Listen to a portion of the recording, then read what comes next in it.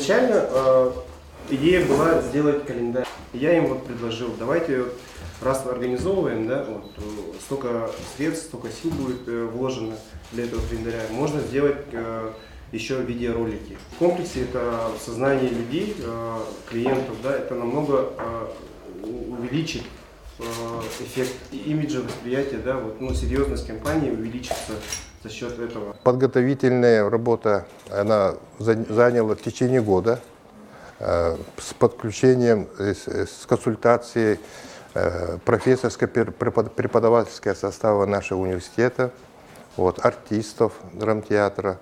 В принципе, мы должны все-таки знать, откуда мы родом, какие у нас есть обереги есть у народа Саха. Это сериал. В каждом сериале есть название оберегов. Вот. В принципе, есть синхронный перевод на русском языке. Вот это можно прочитать.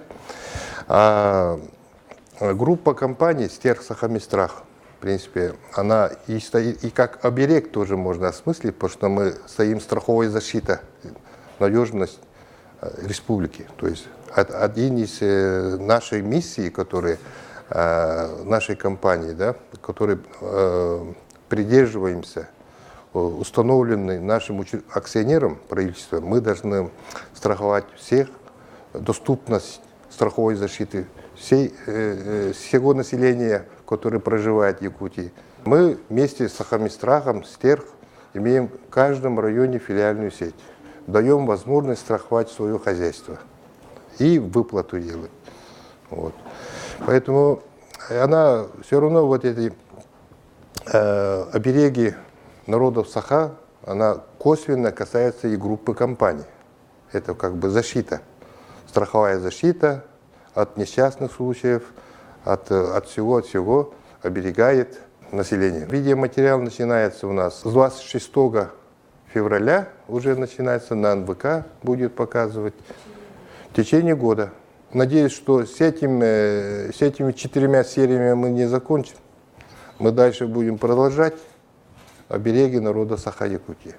Я консультировала обереги, которые представлены в календаре и в роликах, которые будут сегодня представлены, и давала их историческую справку, что является исконным, настоящим. Мы, конечно, пытались приблизить как можно больше к настоящей этнографической действительности, которая существовала в традиционном якутском обществе.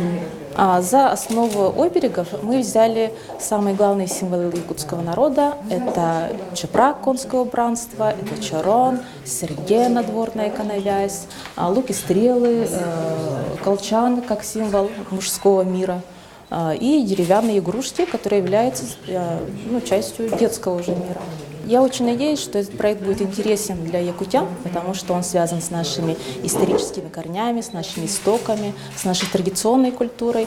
И я думаю, это будет более актуально, потому что сейчас в якутском обществе есть очень высокий интерес к подобным объектам нашей культуры.